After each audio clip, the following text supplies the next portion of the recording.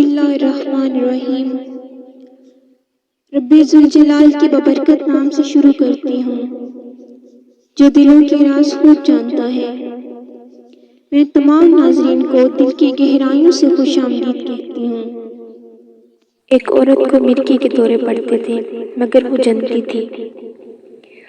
امام بخاری مسلم یہ حدیث بیان کرتے ہیں کہ ایک مرتبہ حضرت عطا بن ابی رباح رحمۃ اللہ علیہ حضرت عبداللہ بن عباس رضی اللہ تعالیٰ عنہ کے ساتھ کھڑے تھے کہ سامنے سے کالے رنگ کی ایک لونڈی گزری۔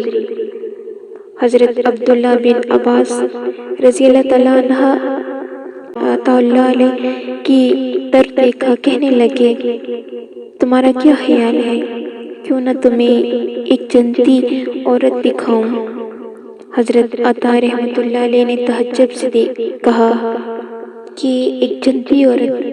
حضرت عبداللہ رضی اللہ تعالیٰ عنہ نے فرمایا ہاں، ایک جنتی عورت ہے، جب وہ وفات پا جائے گی تو وہ جنت میں جائے گی۔ حضرت عطا رحمۃ اللہ علیہ نے تعجب کیا، کہنے لگے کہ مجھے دکھائیں وہ کون سی خوش نصیب عورت ہے جو جنتی ہے، ہمارے درمیان رہتی ہے، بازاروں گلیوں میں چلتی پھرتی ہے۔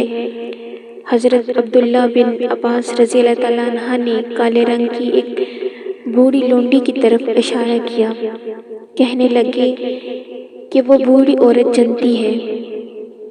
حضرت عطا رحمۃ اللہ علیہ نے پوچھا، ابن عباس رضی اللہ تعالیٰ عنہ آپ کو کیسے معلوم کہ وہ جنتی ہے؟ جواب دیا کہ کئی سال گزرے، یہ کالی کلوٹی لونڈی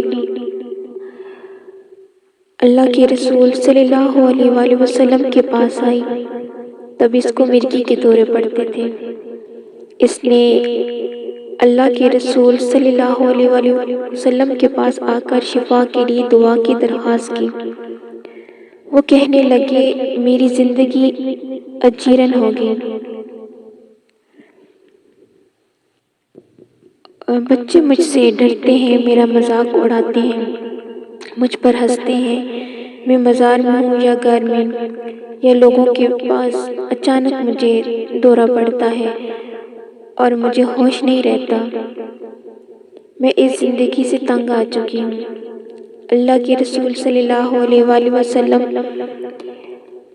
اللہ سے دعا فرمائی کہ وہ مجھے شفا عطا فرمائیں۔ رسول اللہ صلی اللہ علیہ وآلہ وسلم نے چاہا کہ صحابہ کرام رضی اللہ تعالیٰ عنہ کو صبر برداشت دیں۔ آپ صلی اللہ علیہ وآلہ وسلم نے فرمایا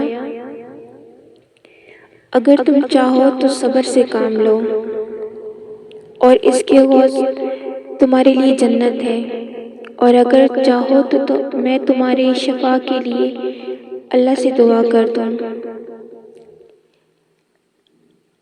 اللہ کے رسول صلی اللہ علیہ وآلہ وسلم نے جب بات ختم کی تو اس عورت نے غور و فکر کیا، سوچا، اپنے حالات اور اپنی بیماری کو دیکھا، آپ صلی اللہ علیہ وآلہ وسلم کے فرمان کو اپنے دل میں دہرایا۔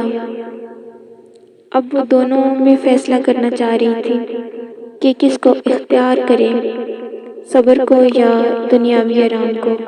سوچا، غور کیا کہ دنیا تو فانی ہے، اسے ایک دن ختم ہو جانا ہے، میں جنت کی طلبگار کیوں نہ بنوں، اس کی چاہت کیوں نہ کروں؟